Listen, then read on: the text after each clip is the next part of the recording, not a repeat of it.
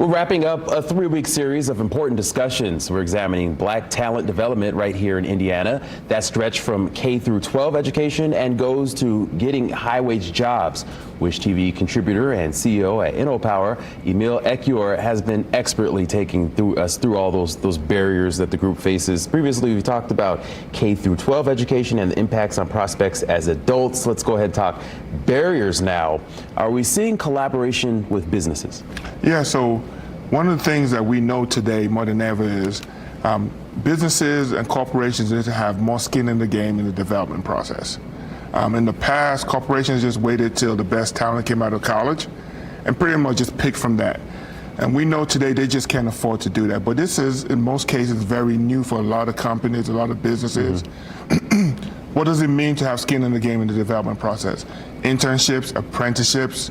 How do we make sure that young people are being exposed to the workforce at an early age so they understand what it means to be an employee or to grow through or navigate the workforce? Yep. So I did a story a couple of weeks ago about a young man who was a high school senior.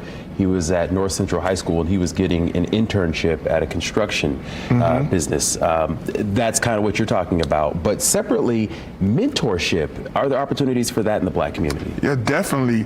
So one of the things that we do know is this. And when we say black communities, for the most part, we're talking about predominant black communities, which unfortunately we're saying are lower income communities. A lot of times the mindset of those communities, let me work hard and get out of here, right?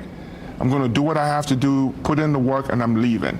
So you continuously lose your talent, right? People are working hard and they're leaving those communities because now if I go from making $28,000 and I make 50, I'm moving from stereotyping the Far East Side to the near North Side to an apartment building. So when you're losing your talent, you say, okay, where is that mentorship going to come from when your talent is consistently leaving?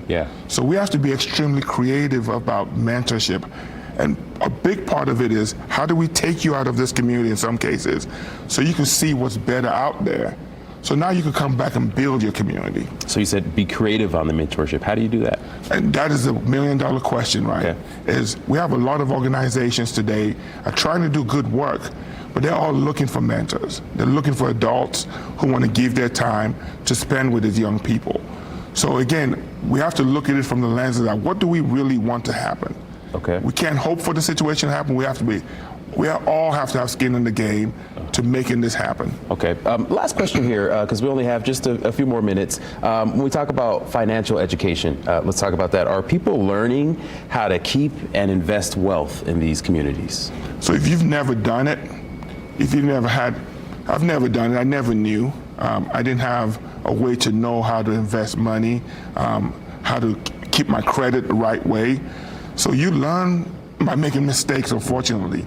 And sometimes those mistakes could be drastic. So the financial literacy, how you take care of money, how you invest money, the opportunities, those are things we have to bake into the education system on a day-to-day basis. Kind of refocusing things there on that level. That's where it starts. All right, as always, Wish TV contributor Emil Ekiyor, thank you so much for your time. Really appreciate it. Thank you for having me.